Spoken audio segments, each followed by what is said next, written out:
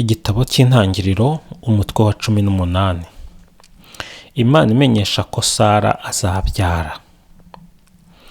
Imana yongera kubonekera Aburahamu ku biti by'imishishi bya Mamure. Aburahamu yari yiyicariye ku muryango w'ihema rye igihe cy'icyokere cyo ku manywa y'ihangu, ngo yubure amaso abona abagabo batatu bamuhagaze imbere. Ababonye avaho yari yicaye ku butaka. Aravuga ati, shobuja, niba ngize ubutoni mu maso yawe, ntuce ku mugaragu wawe. Nibazane utuzi, mwoge ibirenge, muruhukire munsi y'iki giti, mbazanire n'igisate cy'umugati, musame agatima mbere yo gukomeza urugendo, ubwo mwanyuze hafi y'umugaragu wanyu. Baramubwira bati, kora uko ubivuze. Aburahamu yihuta agana ihema, asanga Sara, aramubwira ati, gira bwangu wende inshuro 3 z'ifu, uyikate maze wotse utugati. Hanyuma Aburahamu yirukira mu bushyo bw'inka, afatamo akamasa gashishe karyoshye, maze agaha umugaragu we ngo yihutire kugatunganya. Yenda amata n'amavuta n'inyama z'ako kamasa yateguje, arabibahereza, wahagarara munsi y'igiti iruhande rwabo, barafungura. Nuko baramubaza bati, Sara umugore wawe ari hehe? Arabasubiza ati, ari hariya mu ihema. Uhoraho ati, nzagaruka iwawe undi mwaka iki gihe, icyo gihe Sara umugore wawe azaba yarabyaye umwana w'umuhungu. Ubwo Sara yarumvaga ahagaze inyuma ya Aburahamu mu muryango w'ihema. Aburahamu na Sara bari bashaje cyane, kandi Sara yari yararetse kugira ibyo abandi bagore bagira. Nuko Sara araturika arasekera mu mutima, yibwira ati, ubu ko nshaje ntashobora nte kugira ibyishimo, kandi ko na databuja ari umukambwe. Uhoraho abwira Aburahamu ati, ni iki gishekeje Sara kigatuma yibaza ngo mbese ubu nzabyara ko nshaje?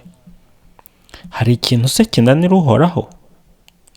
Undi mwaka iki gihe nzagaruka iwawe, Sara azaba yarabyaye umwana w'umuhungu.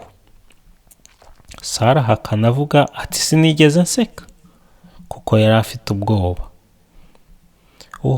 Uhoraho ati, nyamara wasetse. Aburahamu asabira Sodoma. Ba bagabo barahaguruka berekeza amaso kuri Sodoma, Aburahamu ajyana nabo abaherekeje. Uhoraho aravuga ati, se nahisha Aburahamu icyo ngiye gukora? Kandi Aburahamu azaba umuryango munini unakomeye, maze amahanga yose y'isi akazamuherwamo umugisha.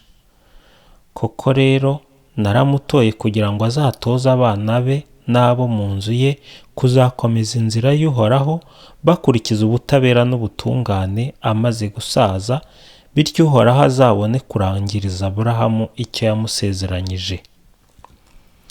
Hanyuma Uhoraho ati, induru iterwa na Sodoma na Gomora imaze kuba ndende, n'icyaha cyabo kirakabije.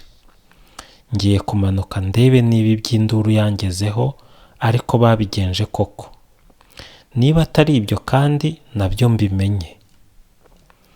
Ba bagabo bagenda berekeza Sodoma, Aburahamu we akomeza guhagarara imbere y'Uhoraho. Aburahamu aramwegera ati, koko ugiye kwica intungane hamwe n'umunyabyaha? Hari naho wenda haboneka abantu 50 b'intungane mu mujyi. Ubwo se koko warimbura uriya mujyi? Ntiwababarira hariya hantu ugiriye izo ntungane 50? Uramenye ntukabigenza utyo ngo wice umunyabyaha hamwe n'intungane, intungane zaba zipfuye urw'abagome. Ntibikabeho. Ucira imanza isi yose ntakarenganye. Uhoraho ati, ninsanga muri Sodoma hari intungane 50, nzahagirira imbabazi, nzahasonera kubera izo ntungane 50. Aburahamu ati, jye mukungugu, njyewe w'ivu, nongeye kuvugisha databuja. za ntungane 50 nihaburamo 5 bizatuma usenya uriya mujyi wose? Uhoraho ati nimpasanga intungane 45 sinzahasenya. Aburahamu atahari wenda haboneka 40. Uhoraho ati sinzawusenya ngiriye abo 40.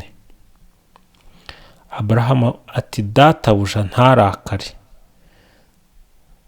Nongeye kubaza, ahari wenda haboneka 30. Uhoraho ati sinzawusenya niwusangamo 30.